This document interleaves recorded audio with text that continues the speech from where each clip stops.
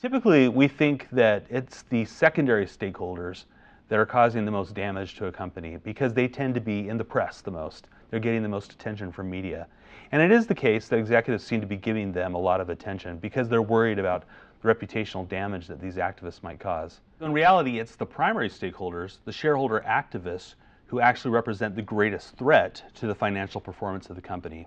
The reason for this is because industry analysts who are assessing the risk profile of the company will look at the actions of these shareholder activists and use them to figure out how much risk is the company exposed to.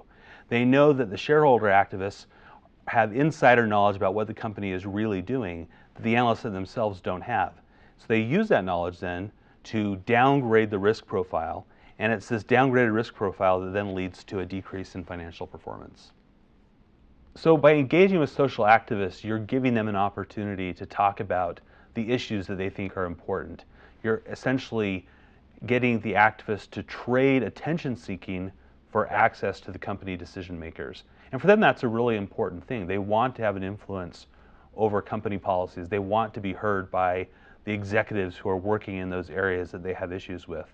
So by giving them that opportunity, you're allowing them to come in and not do the things in the public that are going to cause reputational damage. So Nike and McDonald's both learned from their bad experiences. In the 1990s, both of them were constant targets by activists, and they both experienced severe reputational damage because they tried to fight off those criticisms.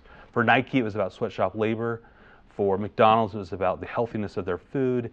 It was about environmental problems, animal treatment issues. So by the end of the 1990s and going into the 2000s, both companies had decided that they would respond quickly and engage with activists rather than try to fight them in the court of public opinion. And it's really changed the way that they do things in those companies. Now they're much more likely to bring them in, listen to their concerns. They don't necessarily change right away, but they do give those activists a chance to air their concerns and have access to the decision makers.